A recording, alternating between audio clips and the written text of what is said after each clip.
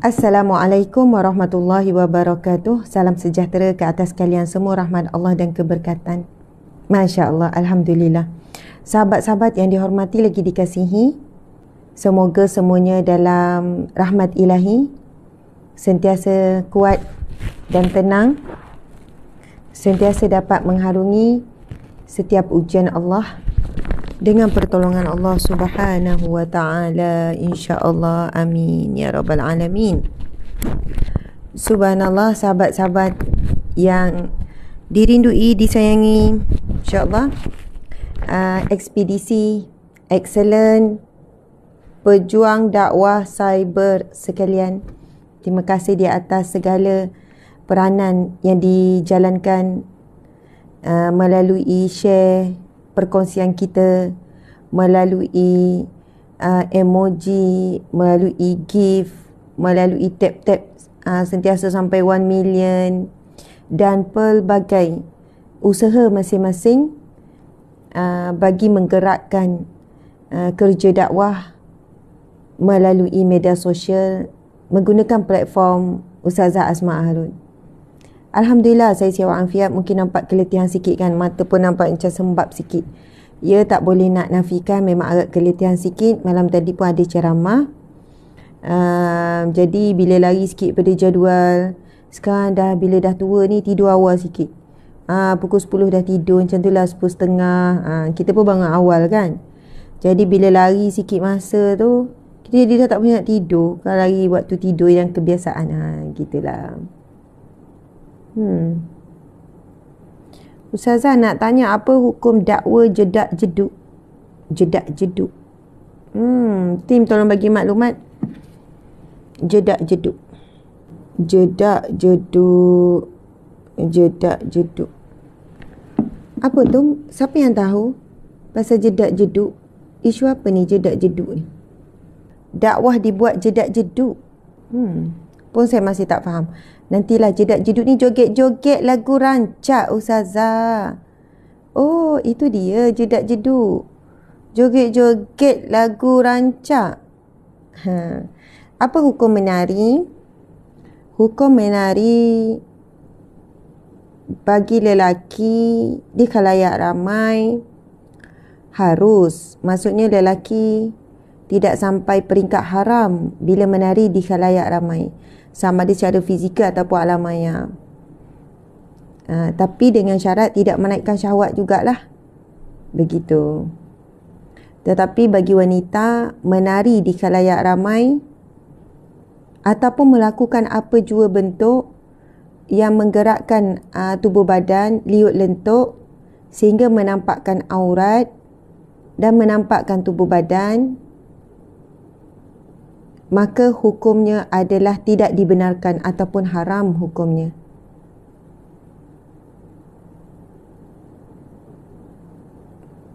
Saya tak pasti ni, ada yang tanya, ada da'i duk menari dengan isteri macam mana, Ustazah? Ya, perempuan haram menari di khalayak ramai, haram menari. Bahkan hari tu keluar daripada Jabatan Mufti Perak ke negeri mana, wanita aerobik di khalayak ramai juga termasuk dalam perbuatan yang dilarang di dalam agama. Sebab aerobik ataupun kita panggil apa tu kalau yang rancak tu, yelah, aerobik is aerobik, zumba-zumba pun tidak dibenarkan di khalayak ramai, yang mana penontonnya juga di kalangan lelaki ataupun adanya pencampuran dengan lelaki akan menjatuhkan maruah wanita Islam itu sendiri, akan menyebabkan pergerakan dan perbuatan itu mendedahkan aurat, menampakkan bentuk badan, dan pergerakan itu boleh menimbulkan dorongan syahwat. Sebab biasanya pakaian dipakai walaupun longgar, tapi bila ada pergerakan-pergerakan tu, dia akan menzahirkan sesuatu yang patut disembunyikan. Gini, zumba lah macam mana pun, buatlah macam mana pun, zumba, tapi bersama dengan wanita sahaja di tempat yang tertutup, dibenarkan, tak ada hal, tak ada masalah. nak zumba, nak aerobik sekian-sekian. Wanita sahaja, instruktur atas tu pun perempuan, yang hadir semua perempuan.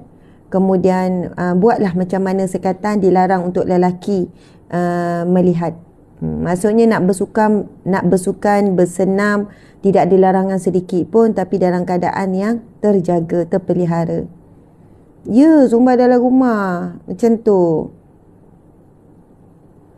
Ustazah dah search tadi tapi tak jumpa apa maksud dakwah jedak jeduk. Maksudnya ceramah Ustazah dipotong berapa minit, lepas tu letak lagu-lagu gitu ke? Maaf tak faham. Oh tak, dia orang kata siap rakam lepas tu share. Ya, tuan-puan sekalian, sama juga wanita pergi ke gym. Bila pergi gym ni tuan-puan sekalian, dia ada gym muslimah, ada gym yang dia tak campur lelaki, ada, dan kebanyakan gym campur dengan lelaki. Saya pernah pergi melawat gym. Gym ni sampai berapa tingkat. Hebatlah. Masa tu kami nak buka gym muslimah. Kami beli kelengkapan semua nak buka gym muslimah. Lepas tu kami pun pergi melawat gym. Jadi kita tengok dah suasana. First time lah saya tengok suasana gym. Ada satu bilik tu adalah untuk basikal tu kan. Jadi kedudukan basikal di gym ni dia akan menungging sikit lah. Menungging sikit. Lepas tu saya tanyalah, oh banyaknya, penuh basikal saja dalam tu. Lepas tu saya tanya, saya kata, oh ini memang orang masuk sorang-sorangan. Dia kata biasanya dia akan buat grouping. Masuk ni terus penuh ni, dia kata penuh. Lepas tu ada instruktur kat depan. Jadi bila barulah dia kata akan suasana tu yang akan mendorong. Sebab dia tak boleh macam kita buat sendiri. Bila grouping tu dia kata semangat dan akan ikut, itulah baru berkesan. Instruktur tu tahu berapa minit gini, lepas tu kelajuan apa semua. Lepas tu saya tanya, saya kata, oh kedudukan dalam ni asing ke? Maksudnya bila perempuan saja lelaki, tak campur. Lepas tu perempuan belakang, lelaki depan ke? Tak. Diorang tak ada, kita tak ada peraturan tu. Saya masa tu kita cuba naik, memang dia akan jadi menungging gitu. So saya fikir, bayangkan ya, belakang lelaki, depan perempuan, memang terdedah betul lah auratnya. Sebab apa? Dia tak boleh nak pakai labuh, dia tak nak tersekat lah pakaian tu, tak boleh tersekat dengan equipment yang ada. Jadi tuan-puan sekalian, hati-hatilah wanita yang nak fit, yang nak sehat, yang nak bersenam. Di gym pun kena jaga. Wallahualam, ada tak pakaian yang bila kita bergerak bebas dalam keadaan begitu boleh menjaga. Sebenarnya kalau hiking, bagi saya masih lagi kita boleh jaga. Maksudnya kita boleh kawal lagi aurat tu. Tapi bila kita contoh di gym, ada perbuatan yang kita akan angkat sampai depa tangan, ada ke belakang, ada itu ini, lepas tu ada bangun duduk dengan cangkung. Minta maaf saya sebut perkataan jelas, saya tak lapik-lapik, mencangkung gitu apa semua. Jadi ia memang menampakkan bentuk badan yang sepatutnya sembunyikan gitu. Okey, subhanallah. Tuan-puan sekalian, kita kena mulakan dulu majlis ilmu kita, insya-Allah. Sama-sama. Ya, basuh, betul. Boleh je nak jogging dekat taman, jalan kaki, naik basikal, pusing taman ke apa ke, dibenarkan. Pakailah seluar longgar, pakai baju sampai lutut, pakai tudung elok. Kalau nak elak daripada apa ni nama, angin tu, bolehlah pakai, kita panggil sweater kan. Pakailah longgar, tak ada masalah. Jadi bila terbuka bukan grouping kadang tu, ia lebih terjaga. Kami pun semua ada basikal. Dululah lama kita buat jik suami kan. Mungkin kita kena aktifkan balik. Dulu lepas tu basikal saya pun dah berkarat, kita pusing, dan kadang kita angkut basikal pergi pusing jauh. Buat juga aktiviti tu dengan keluarga, dengan anak-anak. Bagus sebenarnya. Alhamdulillah. Ya, pakai yang loose. Okey. Masya-Allah, sahabat-sahabat yang dihormati lagi dikasihi, ekspedisi sekalian, marilah sama-sama kita mulakan majlis ilmu kita dengan bacaan Ummul Kitab Al-Fatihah. A'udzu billahi minasyaitonir rajim. Bismillahirrahmanirrahim. Alhamdulillahi rabbil alamin. Ar-Rahmanir Rahim. Maliki yaumiddin. Iyyaka na'budu wa iyyaka nasta'in.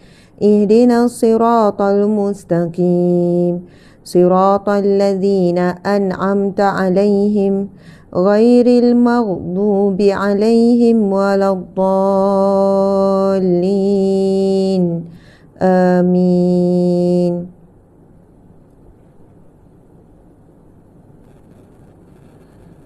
Alhamdulillah, kita selesai membacakan suratul Fatihah sebagai membuka majlis kita pada hari ini.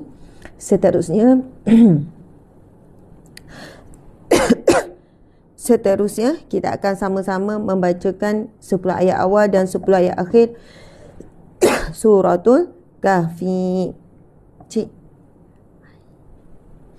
Subhanallah, kita sama-sama membacanya. Okey. 10 ayat awal dan akhir suratul Kahfi. Sama-sama ya sahabat-sahabat, kita baca.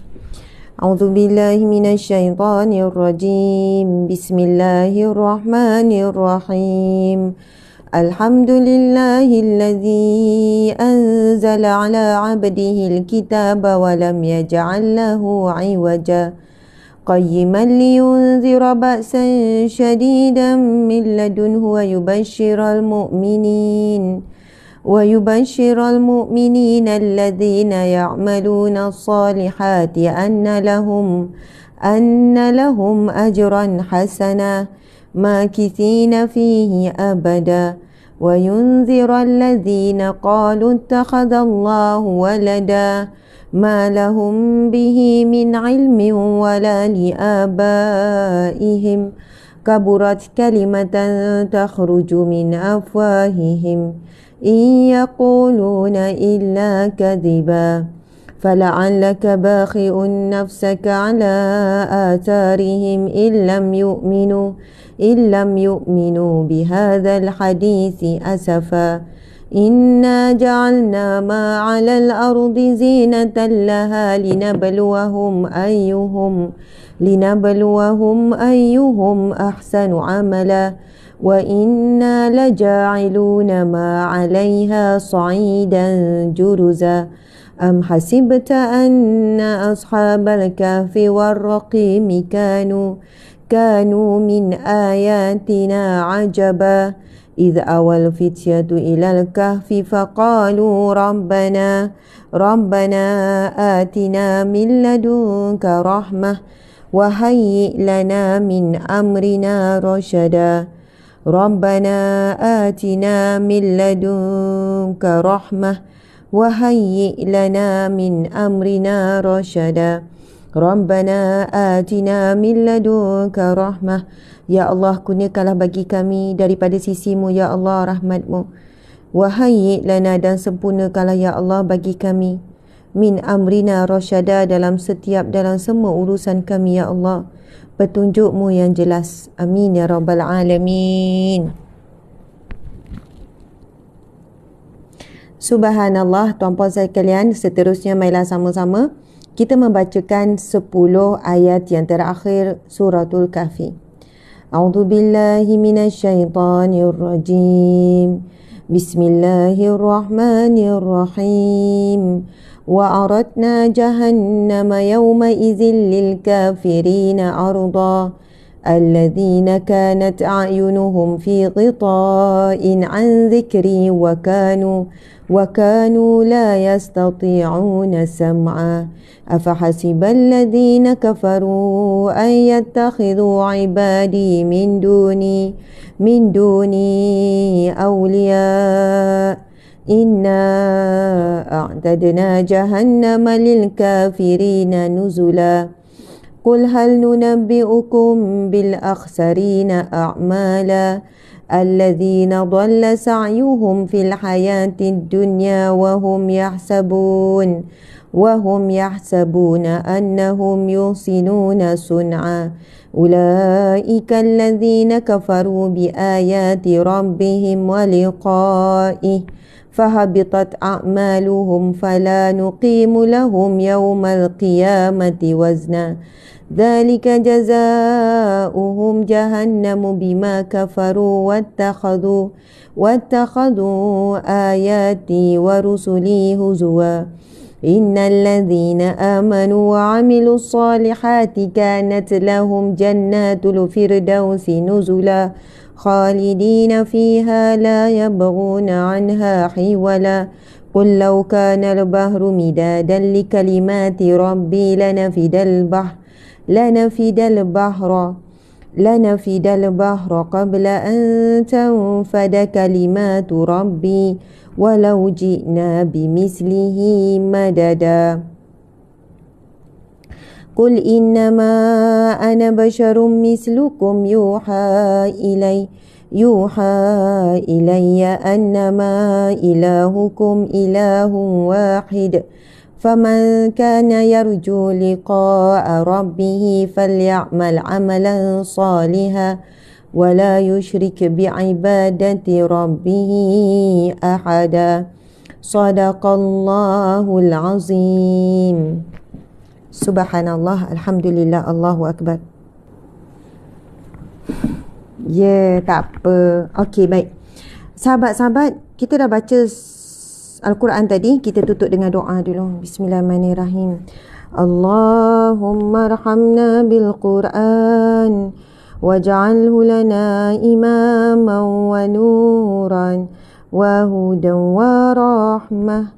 Allahumma dzakirna minhu ma nasina wa 'allimna minhu ma jahilna warzuqna tilawatahu ana al-laili wa atrafan nahar waj'alhu lana hujjatan ya rabbal alamin. Ya Allah, rahmati kami dengan Al-Quran. Jadikan ia pimpinan, cahaya, petunjuk dan rahmat.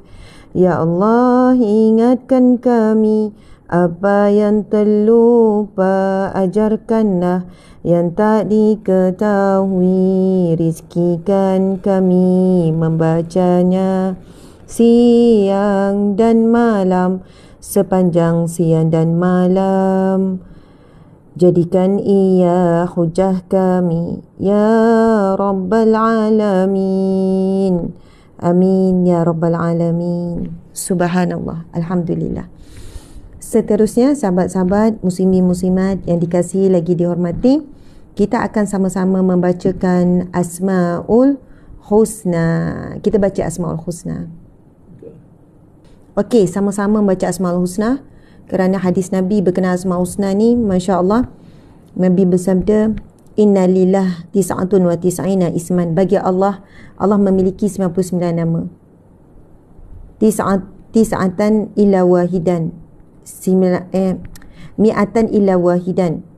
100 kecuali satu. Man ahsaha dakhala jannah. Barang siapa yang membacanya, yang menghafal, yang beramal dengannya, dia pasti akan masuk syurga. Subhanallah. Jadi membaca, menghafal, beramal dengan Asmaul Husna ini diberi jaminan syurga oleh Nabi SAW.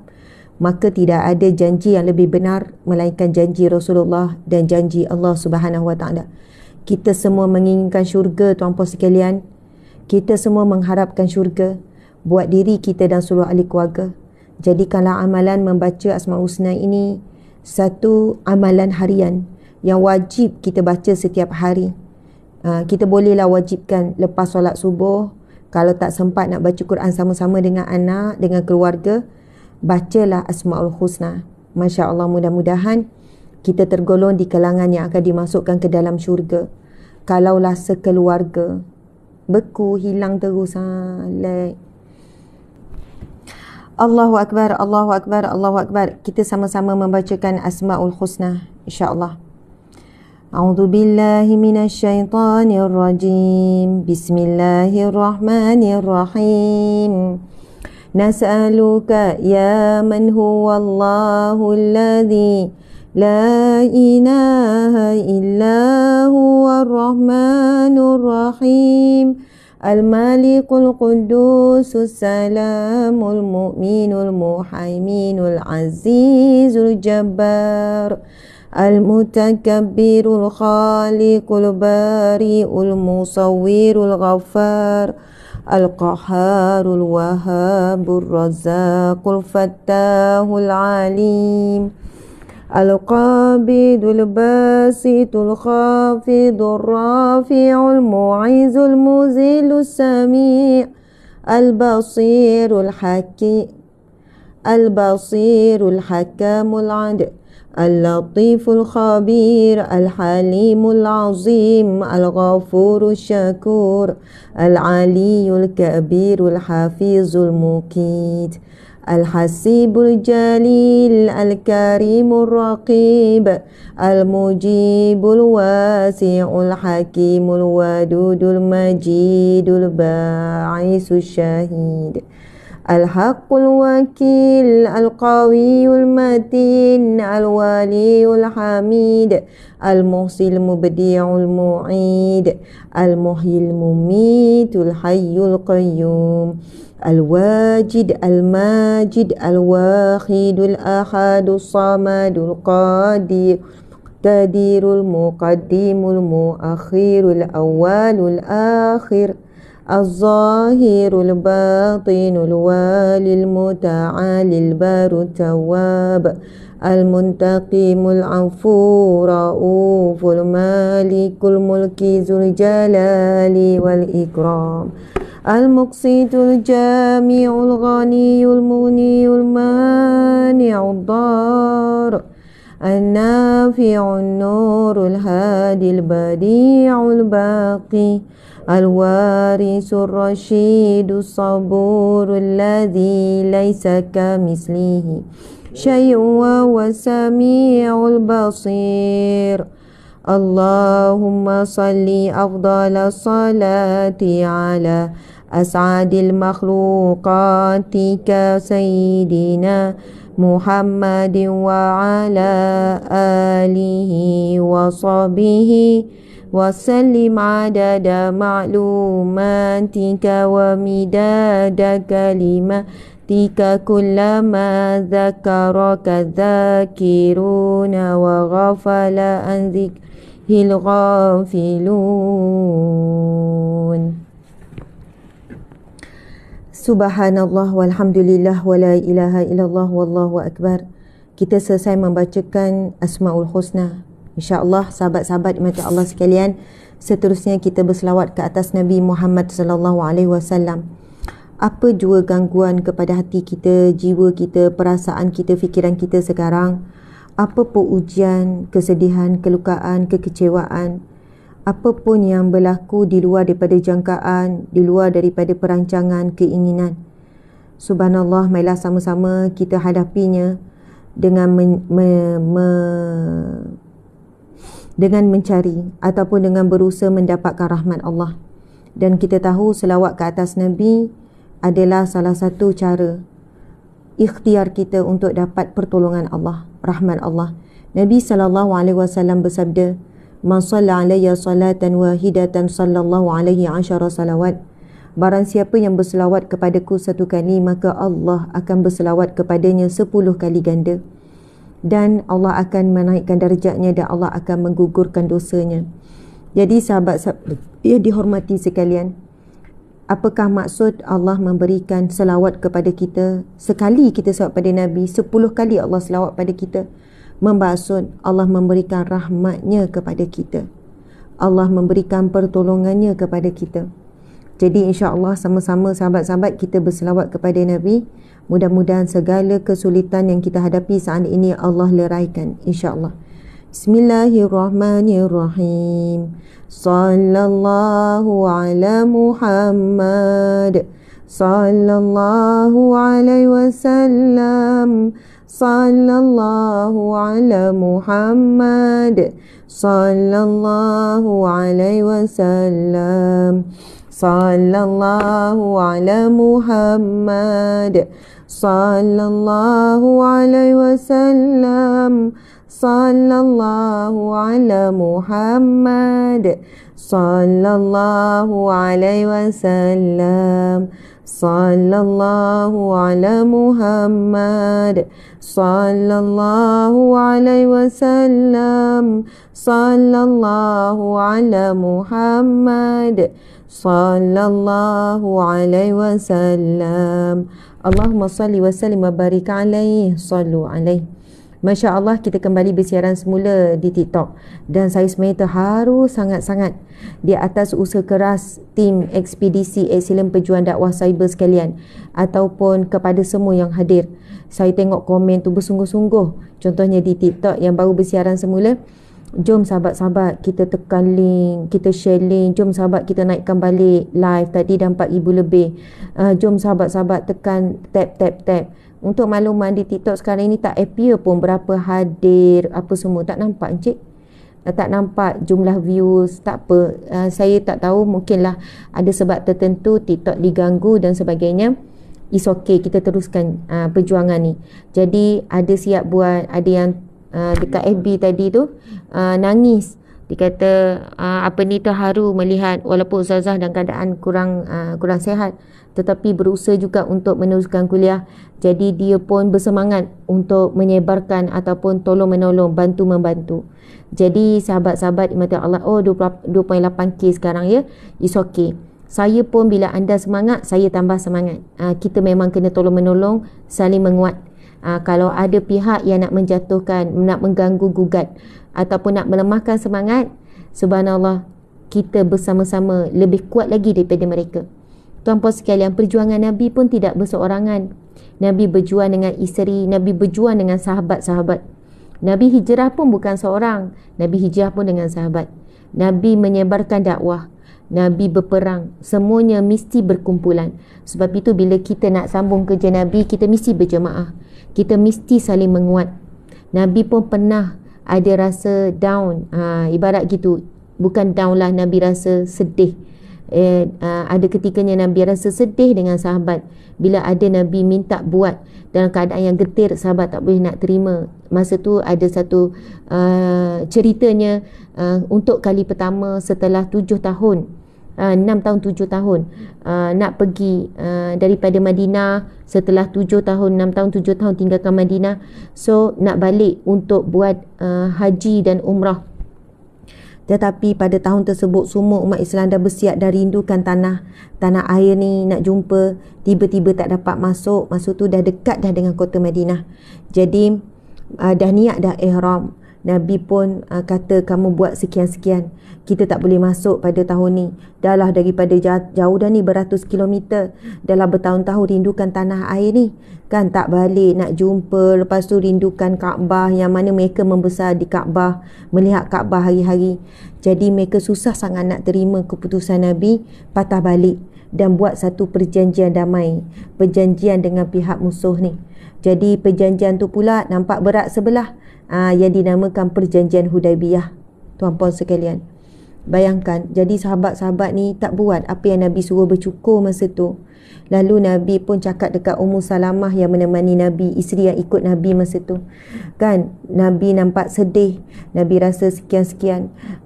Sahabat macam memberontak lah. Sahabat sebenarnya terlalu sedih sebab harapan terlalu besar dapat masuk untuk menunaikan umrah, menunaikan haji, tiba-tiba tak dapat.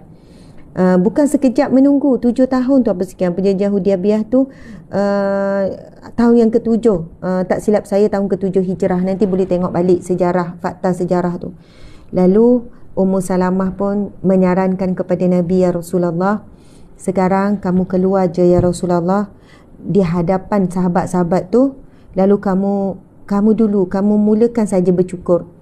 Jadi Nabi pun buat apa yang disarankan oleh isteri Nabi ni. Nabi keluar daripada khemah di hadapan sahabat-sahabat, semua nampak Nabi. Nabi tak cakap apa-apa sebab Nabi dah cakap sebelumnya. Kali kedua ni Nabi tak cakap dah. Nabi terus bercukur, bertahallul di hadapan sahabat. Bila sahabat tengok, semua tengok depan mata Nabi buat, mereka pun semua buat tanpa membantah. Maksudnya, subhanallah, Nabi juga dikuatkan oleh pasangan Nabi, isteri Nabi. Dan juga dalam perjuangan Nabi pun, Nabi dikuatkan dengan sahabat-sahabat.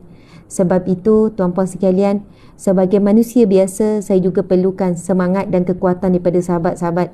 Kalaulah mereka bersatu dan mereka itu bergabung untuk melemahkan kerja dakwah, untuk menggaguh-gugat kesatuan dan jemaah kita, maka sama-sama kita kena saling menguat dan mengalahkan mereka. Masya Allah. Jadi terima kasih kepada semua sahabat tim ekspedisi dan sahabat yang hadir semua. Kita adalah excellent pejuang dakwah cyber. Ada yang tak tahu tu ekspedisi apa, nanti jelaskan. Jadi Masya Allah, sahabat-sahabat kita dah pun selawat ke atas Nabi, dan last sekali kita akan zikir rahmat sebanyak 10 kali. Bismillahirrahmanirrahim. La ilaha illallah wahdahu la syarikalah, lahul mulku wa lahul hamdu wa huwa ala kulli syai'in qadir. La ilaha illallah wahdahu la syarikalah, lahul mulku wa lahul hamdu wa huwa ala kulli syai'in qadir. La ilaha illallah wahdahu la syarikalah, lahul mulku wa lahul hamdu wa huwa ala kulli syai'in qadir. La ilaha illallah wahdahu la syarikalah, lahul mulku wa lahul hamdu wa huwa ala kulli syai'in qadir. La ilaha illallah wahdahu la syarikalah, lahul mulku wa lahul hamdu wa huwa ala kulli syai'in qadir. La ilaha illallah wahdahu la syarikalah, lahul mulku wa lahul hamdu wa huwa ala kulli syai'in qadir.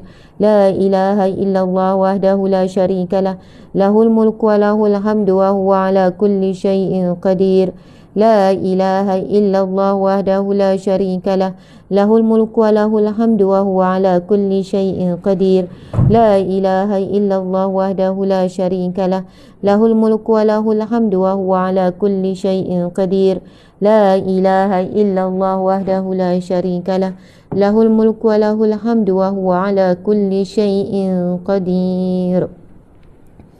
Bismillahirrahmanirrahim. Allahumma inna nas'aluka ilman nafi'an. Ya Allah, kurniakanlah kami rizki yang ilmu yang bermanfaat, wa rizqan wasi'an, rizki yang lapang yang luas, wa shifa'an min kulli da'in, dan kesembuhan daripada segala penyakit, bi rahmatika ya arhamar rahimin.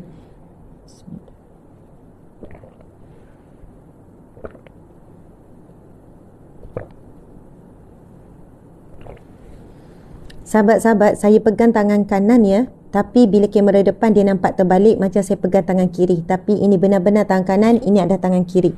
Tadi saya bacakan doa Ibnu Abbas, yang mana doa itu dibaca oleh sepupu Nabi ni, sahabat Nabi ni, dan penafsir Al-Quran yang didoakan oleh Nabi ni ketika nak minum air zam-zam.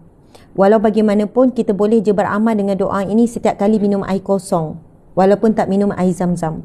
Maknanya sangat baik, sangat hebat. Jadikanlah ia satu amalan. Sebab apa? Memang ruqyah dengan air dilakukan oleh Nabi. Itu sunnah. Nabi pernah meruqyah ataupun membuat air bacaan untuk rawatan sahabat yang lain. Begitu juga sahabat ruqyah sahabat menggunakan air. Ada yang disapu pada wajah, ada sapu pada badan ataupun diminum. Jadi kita boleh buat air bacaan doa untuk diri kita sendiri ataupun ahli keluarga. Tapi doa yang tadi tu saya ulang lagi sekali, tuan-puan sekalian cuba dengar baik-baik. Ini adalah doa daripada Ibnu Abbas radhiyallahu anhu, sepupu Nabi yang lahir 3 tahun sebelum hijrah. Ketika Nabi wafat, umurnya baru 16 tahun, tapi beliau adalah penafsir Al-Quran yang terulung. Sebab itu kita biasa baca kalau kitab tafsir mesti ada tafsir daripada Ibnu Abbas. Dan beliau juga membesar juga di rumah kenabian, sebab mak saudaranya adalah salah seorang isteri Nabi SAW. Saya tak ingat isteri Nabi nama apa ni, bukanlah glamour sangat, tapi salah seorang isteri Nabi, iaitu mak saudara. Jadi Ibnu Abbas ni selalu menyiapkan air wuduk untuk Nabi, menyiapkan keperluan Nabi. Sebab itu Ibnu Abbas ni antara sahabat Nabi yang banyak pengetahuan tentang sebab nuzul. Jadi dia tahu ayat Quran ni turun sebab apa, peristiwa apa, kerana apa. Dan makna di sebalik ayat Al-Quran itu lebih diketahui oleh Ibnu Abbas berbanding sahabat-sahabat Nabi yang lain, kerana Ibnu Abbas selalu melazimi dengan Nabi. Sebab itu dikatakan dia antara orang yang sangat dekat dengan akhlak Nabi. Apa saya Nabi buat, dia ikut, dia sedaya upaya mengikutinya. Dia juga sepupu Nabi, anak kepada Abbas. Sebab itu namanya Ibnu Abbas. Nama sebenarnya Abdullah bin Abbas. Orang Arab ni kalau nama Abdullah, dia digantikan kepada Ibnu je. Anak kepada Abbas. Kalau sebut Ibnu Abbas, kita dah tahu dah namanya Abdullah. Kalau nama dia Hussein, dia tak boleh jadi Ibnu Hussein bin Abbas contoh, tak boleh jadi Ibnu Abbas. Ibnu Abbas ni merujuk kepada Abdullah, nama Abdullah saja. Jadi bila sebut Ibnu Abbas, dia Abdullah bin Abbas. Abbas ni adalah bapa saudara Nabi, adik kepada ayah Nabi, Abdullah bin Abdul Muttalib. Jadi Ibnu Abbas ataupun Abdullah bin Abbas adalah sepupu Nabi yang lahir 3 tahun. Lahir 3 tahun sebelum hijrah. Bermaksud masa umur Nabi 50 dia baru lahir. Walaupun dia masih remaja ketika Nabi wafat, tetapi ilmunya sangat luas sebab dia membesar juga di rumah kenabian. Maksudnya dia sangat rapat dengan Nabi. Dia selalu menyediakan air wuduk untuk Nabi dan sebagainya. Jadi saya nak bacakan doa Ibnu Abbas ni. Sahabat-sahabat nikmati Allah sekalian, saya baca, nanti tuan-puan bolehlah rujuk balik live ini ataupun ada yang minta saya tuliskan. InsyaAllah nanti kita tuliskan, nanti tuan-puan tengok. Okey. Tapi dengar dulu, cuba ikut saya doanya. Bismillahirrahmanirrahim. Dengan nama Allah yang Maha Pemurah lagi Maha Pengasihani. Allahumma inna nas'aluka. Ya Allah, sesungguhnya kami bermohon kepadamu. Ilman nafi'an, ilmu yang bermanfaat.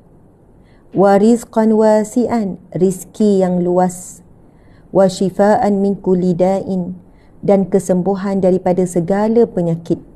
Bi rahmatika ya arhamar rahimin. Dengan rahmatmu ya Allah, wahai Tuhan yang Maha memberi rahmat. Amin ya rabbal alamin. Tuan-puan akan jumpa doa ni, Allahumma inni as'aluka. Saya ubah dhamir. Maksudnya kalau doa asal tu, ya Allah sesungguhnya saya bermohon kepadamu ilman nafi'an, ilmu yang bermanfaat, rizki yang luas dan juga kesembuhan daripada penyakit. Tuan-tuan sekian, bila kita bacakan doa ni kepada air, insya-Allah air itu boleh menyembuhkan penyakit-penyakit kita. Yakin dengan Allah, air itu perantaraan. Tetapi yang menyembuhkan adalah Allah Subhanahu Wa Taala. Saya tak cerita, anda boleh bacalah kajian terhadap perubahan air bila kita baca doa yang dibuat oleh Profesor Masamuro Emoto, saintis Jepun tu, terhadap perubahan molekul air. Apabila disebut perkataan yang baik, molekul air jadi apa? Kalau didoakan dalam Islam, air itu bertukar. Maksudnya dia lihat spektrum di bawah mikroskop elektron yang sangat halus sehingga boleh melihat molekul air. Apabila perkataan yang kotor, yang keji, yang negatif disebutkan, maka spektrum bukan spektrum, kita panggil apa, molekul air tu jadi macam lumpur, hitam, rosak. Tapi bila mereka kaji, disebut perkataan yang positif, molekul air itu jadi indah macam kristal. Tapi bila dikaji dengan bacaan Al-Quran, dia lagi indah. Dan dia dapati tidak ada air yang kristalnya lebih teguh dan tidak akan berubah dengan apa jua tekanan, melainkan satu air saja, air Zam-Zam. Maksudnya air yang biasa ni, tuan-puan sekalian, kalau kita cakap negatif, dia berubah. Kalau cakap positif, dia berubah molekul tu. Subhanallah. Tapi kalau air Zam-Zam, cakaplah negatif macam mana, molekul air tak berubah. Anda cari Masamuro Emoto, saintis yang mengkaji keajaiban air.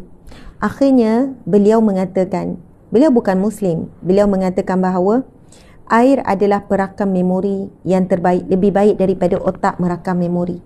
Maksudnya apa yang kita cakap, air itu rakam. Sebab itu sebenarnya dalam Islam, ruqyah menggunakan air, buat air bacaan, memang tidak ada keraguan pun itu datangnya daripada sunnah Nabi SAW dan sunnah para sahabat apabila melakukan rawatan. Jadi kita tak perlu sebenarnya mesti nak jumpa ustaz atau ustazah, kita buat sendiri je untuk diri kita.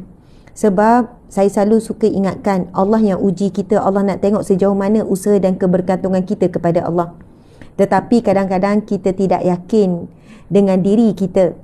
Sebab apa? Sebab kita lebih cenderung ambil jalan mudah, kita pergi jumpa ustaz. Contohnya, keyakinan kita pada ustaz. Saya bukan kata tak bagus jumpa ustaz, jumpa perawat. Silakan pergi berjumpa. Tapi jangan sampai yakin kepada perawat melebihi daripada hakikat yang merawat kita adalah Allah. Yang memberi kesembuhan adalah Allah. Sebab itu, ada orang ustazah, saya dah pergi berubat merata seluruh Malaysia. Saya dah pergi sana, saya pergi sini. Semua yang handas-handas disebut nama, semua yang terkenal, semua saya dah jumpa tapi tak sembuh. Saya kata boleh jadi Allah tidak mengizinkan lagi sebab puan tidak yakin dengan Allah. Puan lebih yakin dengan perawat. Dia pun fikir, apa maksud ustazah?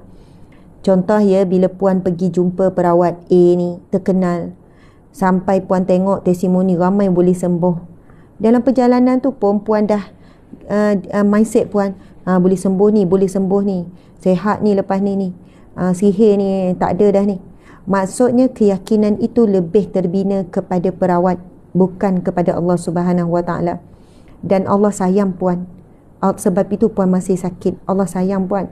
Sebab boleh jadi Allah uji begini, Allah tak izinkan perkara berlaku supaya hati puan terjaga. Jadi apa yang saya kena buat? Dia tanya. Sekarang puan berhentilah. Bukan maksud saya kata bukan berhenti berusaha. Puan cuba fokus rawat diri sendiri direct dengan Allah. Puan bangun solat malam, puan buat solat sekian-sekian, puan buat air Yasin ke, tetapi puan sendiri baca.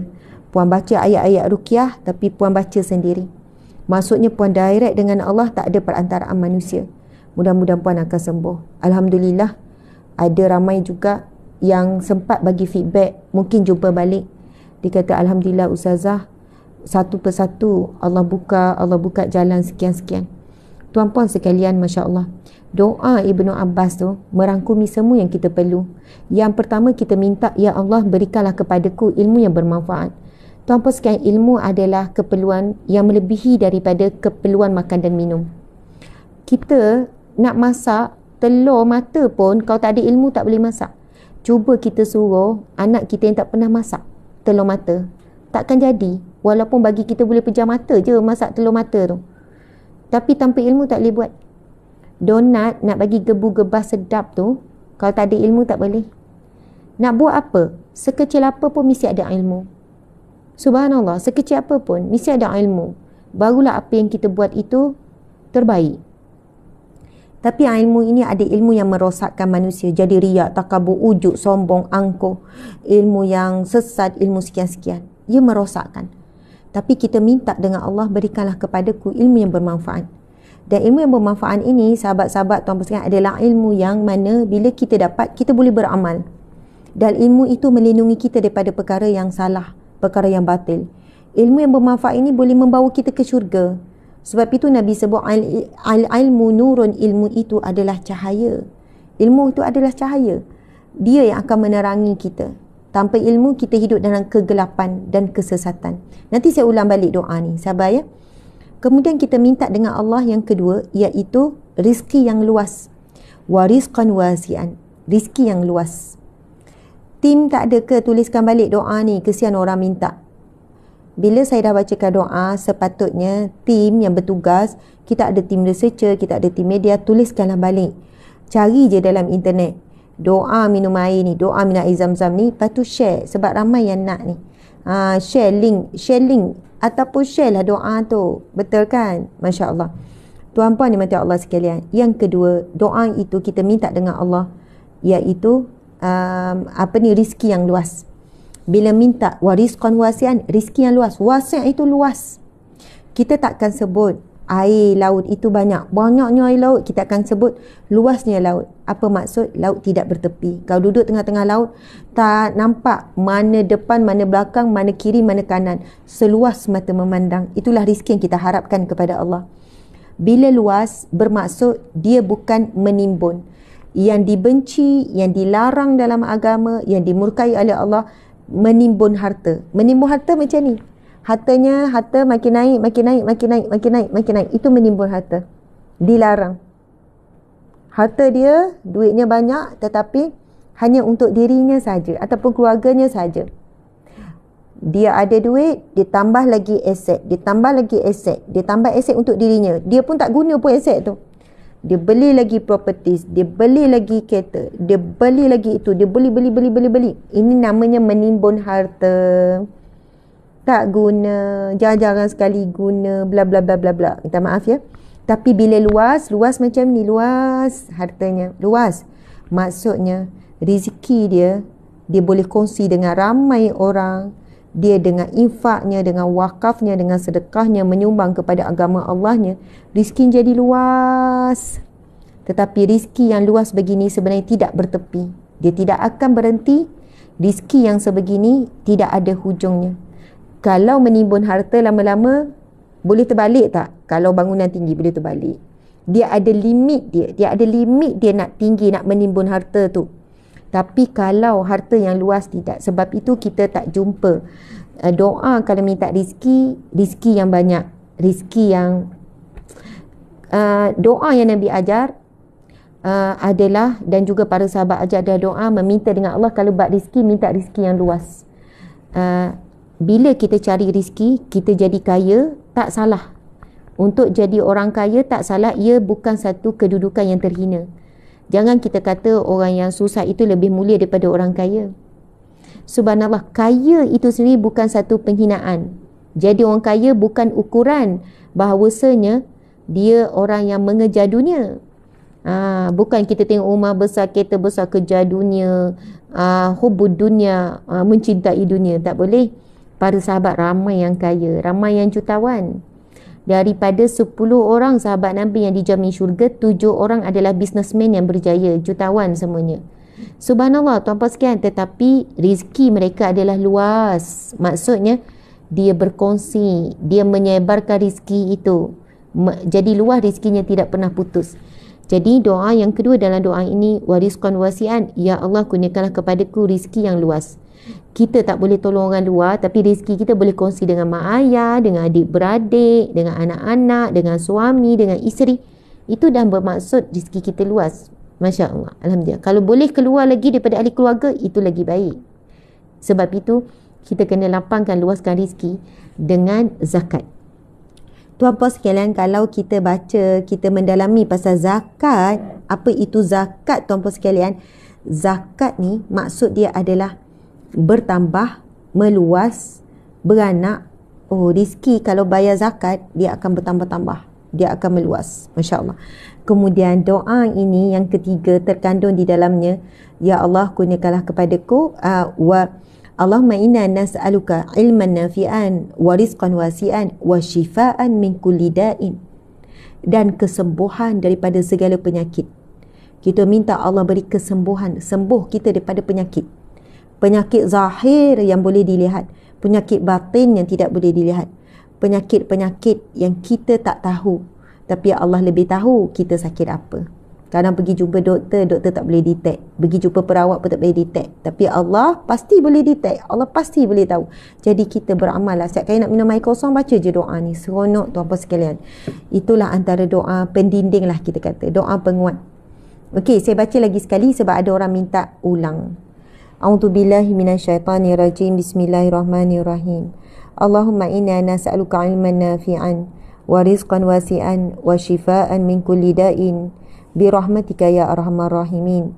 Ya Allah, kami mohon kepadamu, berikanlah kami ilmu yang bermanfaat, rizki yang luas, dan kesembuhan daripada segala penyakit dengan rahmatmu, wahai Tuhan yang maha memberi rahmat. Amin ya rabbal alamin. Masya Allah, alhamdulillah. Selamat beramal. Siapa yang beramal, dialah yang Siapa buat dia dapat. Siapa buat dia dapat. Tengok je, dengar je, mendapat. Gitulah lebih kurang. Tak apa. Okey, tuan-puan sekalian, selesai dah kita majlis zikir dan sebagainya. Saya akan berhenti tak lebih daripada pukul 8.30. 8.30 kena berhenti, dan saya nak bacakan hadis Nabi. Kita sambung pengajian kita. Saya tak tahu berapa kehadiran di TikTok, tapi di IG ada dekat 1,000, di FB ada 3,400. 3,400 campur ni 4,400. Oh, ada 4.5. 4,000 campur 4.5 jadi 9,000 lebih. Masya Allah. Terima kasih 9,000 yang hadir. Barakallah. Saya kan bagi tahu semalam kita nak kongsi tentang fadilat kelebihan surah Al-Ikhlas. Ya, ada yang tuntut. Saya jangan lupa kupas surah Al-Ikhlas. Ya, saya akan share. Tapi izinkan saya kita sambung sikit pengajian kita, kitab Riyadhus Shalihin. Okey, kepada yang ada kitab yang sama, selepas ini kita akan share sikit tentang fadilat surah Al-Ikhlas. Surah Al-Ikhlas. Masya Allah. Sabar.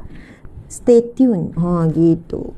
Janganlah ke mana-mana. InsyaAllah kita akan sambung tentang surah Al-Ikhlas sebentar nanti. Tapi izinkan kita nak sambung sikit pengajian kita ni. Okey. Tuan-puan muslimin muslimat. Kalau anda ada kitab yang sama, Riyadhus Shalihin, buka muka surat 168. Kita akan membacakan hadis yang ketiga dalam bab yang ke-20. Kalau anda ada kitab Riyadhus Shalihin versi yang lain, it's okay. Anda boleh cari je bab yang ke-20, iaitu bab memberikan petunjuk kepada kebaikan dan mengajak ke arah hidayah ataupun kesesatan. Jadi, tuan-puan boleh cari juga susunan hadis yang ke-175. 175 dalam kitab Riyadhus Shalihin. Siapa tak ada kitab, it's okay, saya akan baca. Saya akan baca matan, saya akan baca terjemahan dan saya akan syarah. Jadi kalau tuan-puan tak ada kitab pun okey, boleh dengar. Masya Allah. Okey, tuan-puan dimati Allah sekalian, saya akan bacakan hadis ni agak panjang tapi tak terlalu panjang. Jadi saya ambil keputusan untuk membacanya. Kadang-kadang kalau panjang sangat saya tu baca terjemahan kan.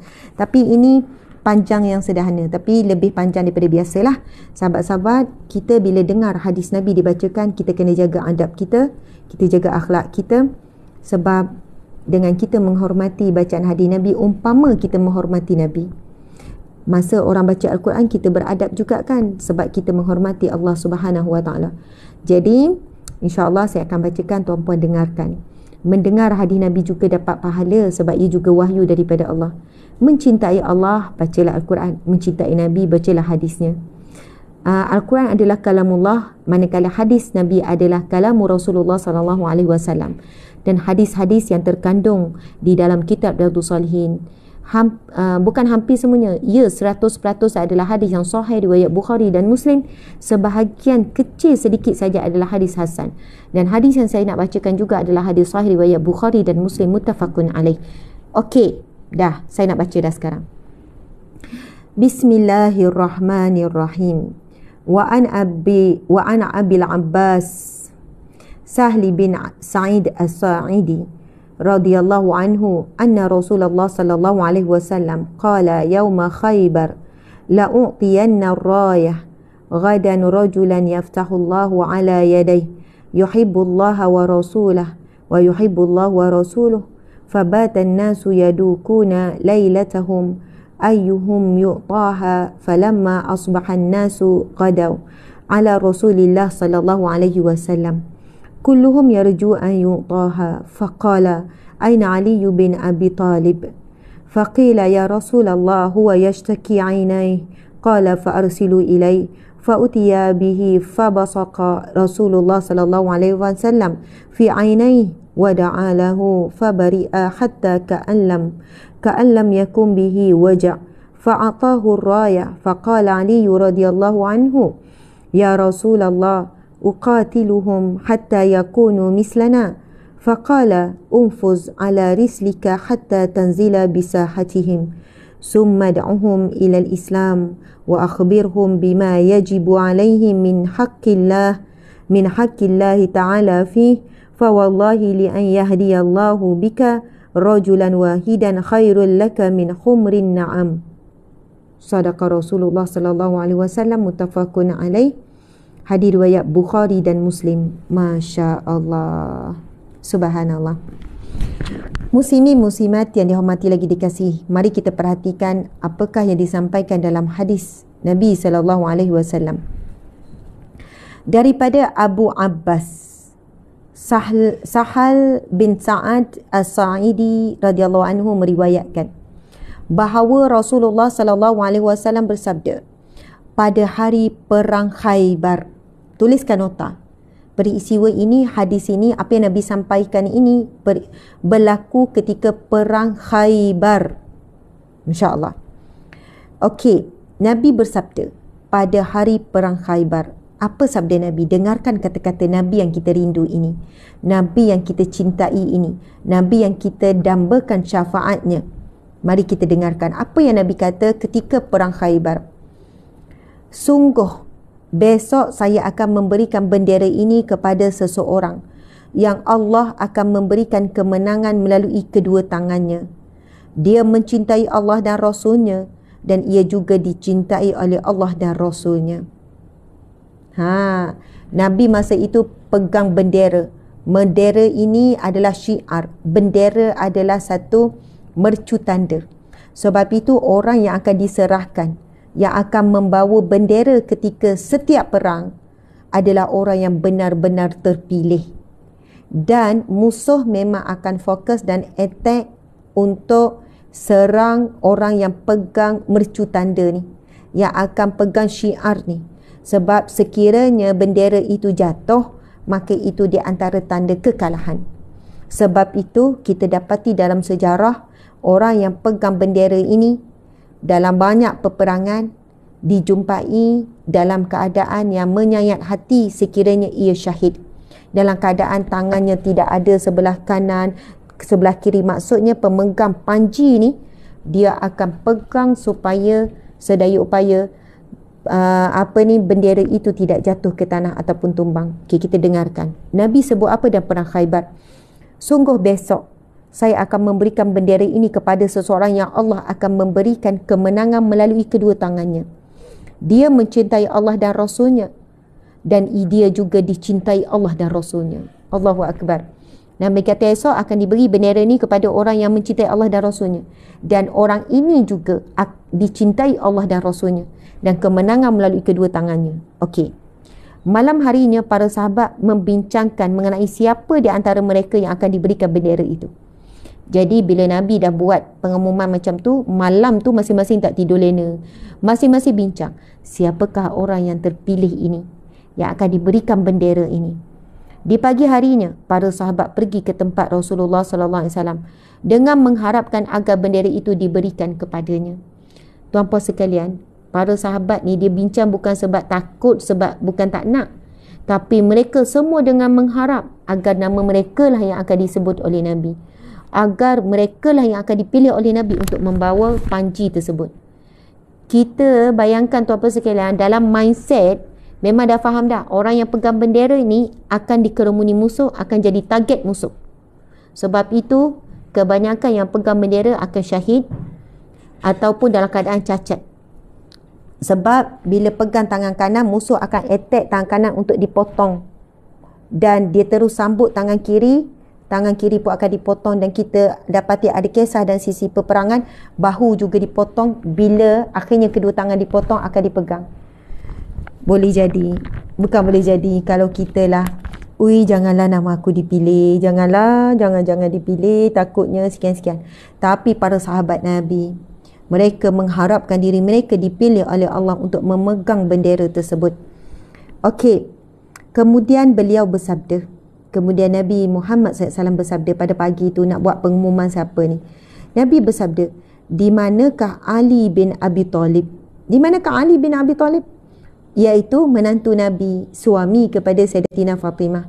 Maka dijawab, ya Rasulullah, ia sedang sakit kedua matanya. Kedua matanya sedang sakit ya Rasulullah. Beliau bersabda lagi, bawalah ia ke sini. Bawa Ali ke sini walaupun mata dia sedang sakit. Lantas Ali didatangkan di hadapan beliau.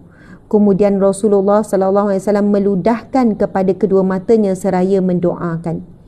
Lalu Nabi ludahkan kedua mata Sayyidina Ali dan mendoakan kesembuhan.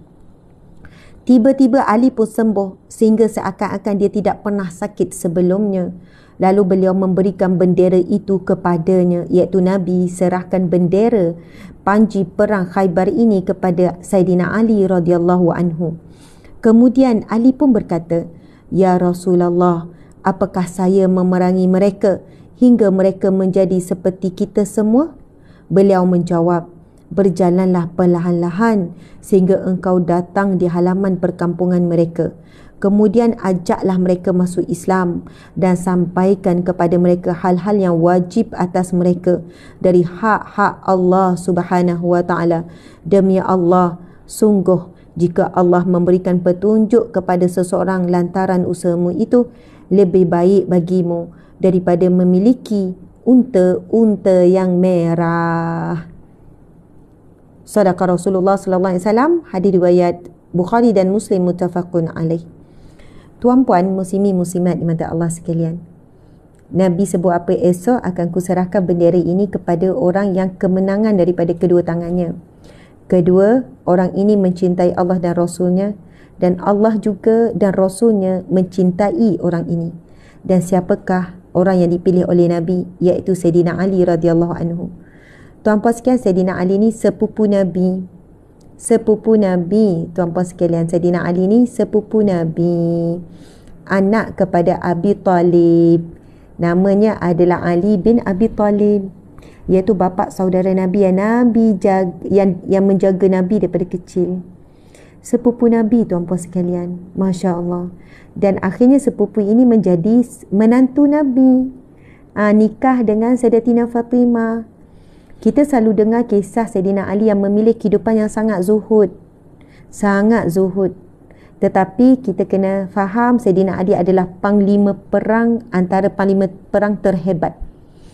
Panglima perang terhebat di medan perang. Sebab itu Sayyidina Ali sentiasa dihantar untuk menyertai perang-perang. Maka setiap kali itulah ditinggalkan isteri tercinta Sayyidatina Fatimah dengan 3 orang anak, termasuk Hasan dan Husain. Sebab itu Sayyidatina Fatimah banyak menguruskan keluarga seorang diri. Sebab kalau pergi perang bukan semuanya dekat, ada perang yang jauh, kadang diutuskan untuk melakukan dakwah. Yang saya nak tarik perhatian sahabat-sahabat semua ialah, tuan-puan sekalian, kita tengok Nabi meruqyah Sayyidina Ali yang sakit mata dengan ludahnya. Kita jangan buat perkara yang samalah pada anak kita ke sakit mata, Umi nak ludah. Sebab itu di antara mukjizat Nabi. Sebenarnya Nabi mempunyai beratus mukjizat. Tak silap saya 300 lebih. Tapi kita jarang tahu tentang mukjizat Nabi. Ini salah satunya. Subhanallah, muslimi muslimat, Nabi berikan bendera. Lalu Rasulullah Sayyidina Ali bertanya, Ya Rasulullah, apakah saya memerangi mereka hingga mereka menjadi seperti kita? Maksudnya perangi mereka dan ajak mereka kepada Islam, sehingga mereka semua ini masuk Islam, begitu. Lalu baginda pun menjawab, berjalanlah perlahan-lahan sehingga engkau datang di halaman perkampungan mereka. Maksudnya pergi dalam keadaan aman. Kemudian ajaklah mereka masuk Islam dan sampaikan kepada mereka hal-hal yang wajib atas mereka dari hak Allah. Demi Allah, sungguh jika Allah memberikan petunjuk kepada seseorang lantaran usahamu itu, lebih baik bagimu daripada memiliki unta-unta yang merah. Tuan-puan sekalian, apa yang Nabi sampaikan ialah dakwah, mengajak orang kepada kebaikan. Apatah lagi yang diajak ini orang bukan Islam. Kenapa Nabi sebut unta merah? Unta merah ketika itu adalah harta yang paling berharga, paling mahal adalah unta merah. Kalau kita sebut hari ini, harta yang paling mahal boleh jadi seekor unta merah nilainya 1 kilo emas. Nilainya 1 kilo emas. 1 kilo emas harga dalam berapa, tuan-puan sekalian? Agak-agak 1 kilo emas berapa? Siapa pernah beli? Pergi kedai emas nak beli emas kilo? Bukan beli ikan sekilo ni, beli emas kilo. Geram kat mikrofon Ustazah. Kenapa geram? Oh, nampak tergantung macam ni. Okey. Subhanallah. Okey, sekilo emas dalam 300k. Biasa tak kita pergi kedai emas nak beli emas kilo? Jadi lebih kurang dalam 300k. Tuan-puan sekalian, sekiranya ada yang menawarkan kepada kita, siapa yang boleh tarik seorang manusia yang musyrik, yang mensyirikkan Allah ataupun orang kafir seorang masuk Islam, akan diberikan RM300 ataupun diberikan sekilo emas. Tawarannya adalah, kita buat tawaran, buat pengumuman ni. Siapa yang boleh Islamkan seorang, boleh sekilo emas. 2 orang 2 kilo emas. Saya tanya, berebut tak kita nak Islamkan orang? Berebut tak? Ui, berebut. Tuan-puan sekalian. Berebut, tuan-puan sekalian. Akan berebut. Masya Allah. Pasti akan berebut. Betul tak? Dah tentu berebut. Semua berhenti kerja. Belajar buat kerja dakwah. Semua berebut-rebut nak sampaikan dakwah. Sebab tawarannya sekilo emas. Ibarat begitulah. Subhanallah. Tapi bila Nabi sebut kepada sahabat, sesungguhnya Nabi, sungguh jika Allah memberikan petunjuk kepada seseorang, sehingga seseorang itu dapat petunjuk, lantaran usahamu itu lebih baik bagimu daripada memiliki unta-unta yang merah.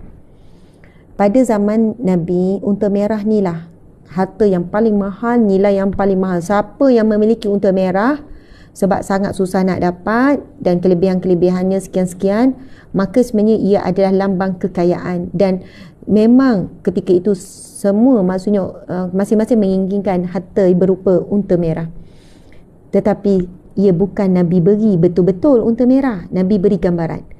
Jika seseorang itu mendapat kebaikan ataupun mendapat petunjuk daripada usaha kamu, ketahuilah ia lebih baik daripada kamu mendapatkan unta merah. Tapi Nabi bukan beri unta merah betul. Nabi beri gambaran saja. Pun begitu, keimanan para sahabat luar biasa. Walaupun ia alam ghaib, bukannya ditunjuk secara fizikal, walaupun ia tidak dapat di dunia, tapi para sahabat berebut-rebut, bersungguh-sungguh untuk Islamkan seramai mungkin manusia.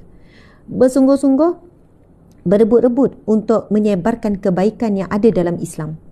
Menyampaikan kebaikan yang ada dalam Islam. Bersungguh-sungguh, berebut-rebut, tuan-puan sekalian. Masya Allah. Jadi, sahabat-sahabat yang dihormati lagi dikasihi, kita kalaulah diberikan ganjaran itu zahir depan mata, barulah bersungguh. Kalau ganjaran itu ditunjukkan dan dapat terus di dunia, barulah dorongan kita tu kuat. Tapi para sahabat yang dijanjikan oleh Nabi semua benda yang tak dilihat, benda yang belum nampak, benda yang dijanjikan di akhirat. Tapi mereka punya yakin dengan apa yang mereka akan dapat di akhirat itu. Itulah yang menjadi push factor. Mereka bersungguh-sungguh melakukan dakwah. Mereka, subhanallah, mereka sedaya upaya melakukan umpama mereka akan dapat, mereka akan perolehi dalam waktu yang dekat. Masya Allah. Tim mana tim? Tadi kita dah sebut. Ada lagi pula komen yang teruk, komen yang dahsyat. Subhanallah, segera ya tim. Sebab apa? Komen daripada sahabat-sahabat ni dah banyak. Saya takkan tegur, tapi saya nampak tim agak lambat sikit bertindak. Mungkin tim tak hadir, wallahu alam. Allahu akbar. Okey, tuan-puan dimati Allah sekalian. Maka itulah pengajian kita hari ini. Moga mendapat manfaat. Kita baca hadis yang panjang, kisah perang Khaybar. InsyaAllah besok saya akan ceritakan sikit tentang peristiwa perang Khaybar. Perang Khaybar berlaku sekian-sekian, bagaimana kesudahan perang Khaybar tu. Sebab alang-alang kita dah sebut tentang perang Khaybar dalam hadis ni. Kita pun jarang dengar cerita pasal perang Khaybar kan. Ya, memang blok. Sebenarnya tim berperanan untuk blok. Gitu. Subhanallah. Ada yang tuntut pasal surah Al-Ikhlas. Ustazah, surah Al-Ikhlas, Ustazah, surah Al-Ikhlas. Masya Allah. Muslimin-muslimat, saya bukan tak nak cerita pasal surah Al-Ikhlas dan bukan sengaja saya nak drag. Bukan saja saya nak bagi teaser-teaser, tak.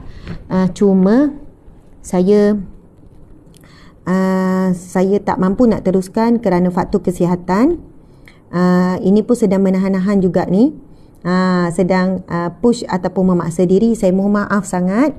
Saya mohon maaf, dan ada faktor yang lain juga kenapa saya tak meneruskan perkongsian surah Al-Ikhlas. Sebab esok kita starting tu kita dah bincang pasal surah Al-Ikhlas. Lepas tu perang Khaybar.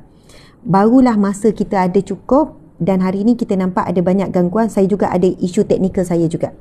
Jadi insya-Allah besok saya tak akan mungkiri janji saya. Esok hari apa? Esok hari Khamis kita akan kongsi tentang surah Ikhlas fully. Kalau hari ni mungkin bersambung. So sabar, saya akan kongsikan tentang fadilat dan bagaimana untuk beramal dengan surah Ikhlas ini. Mohon maaf salah dan silap. Terima kasih kepada Ekspedisi Excellent Pejuang Dakwah Cyber. Dah hampir 1 million. Terima kasih semua yang bagi komen, yang share link, yang bagi emoji, yang buat apa saja, yang hadir saja walaupun tak buat apa-apa. Anda semua adalah pejuang dakwah kerana apa yang anda buat, kapasiti masing-masing sebenarnya menguatkan medium dakwah ini supaya tersebarnya kebenaran, kebaikan dan ilmu yang bermanfaat. Semoga ia menjadi satu kekuatan kepada seramai mungkin umat Islam. Jadi, mohon maaf salah dan silap. Kita tangguhkan majlis kita dengan tasbih kafarah dan surah Wal-As. Bismillahirrahmanirrahim. Subhanakallahumma wa bihamdika asyhadu an la ilaha illa anta astaghfiruka wa atubu ilaik. Bismillahirrahmanirrahim. Wal 'asr innal insana lafi khusr illa alladhina amanu wa 'amilus solihat wa tawasaw bil haqqi wa tawasaw bis sabr. Sadaqallahul azim. Masya-Allah. Jumpa besok petang ini jam 2.30 kepada siapa yang berdekatan dengan Shah Alam atau yang sekitarnya. Saya mengajak untuk meet and greet, untuk ramah mesra bertemu saya di Pesta Buku Antarabangsa Selangor yang bertempat di Shah Alam. Cari je maklumat Pesta Buku, nanti akan jumpalah. Saya akan berada di bus saya, karya Ustazah Asma Harun. Cari bus karya Ustazah Asma Harun jam 2.30 petang ini. Moga kita ada rezeki untuk bertemu. 3.30 saya akan bedah buku Tadabbur Asmaul Husna. Jadi insyaAllah saya akan berada di sana pukul 2.30 sampai pukul 4.30. 2.30, 4.30, 2 jam. Terima kasih semua. Sayang semua kerana Allah, kerana Rasulullah. Assalamualaikum warahmatullahi wabarakatuh.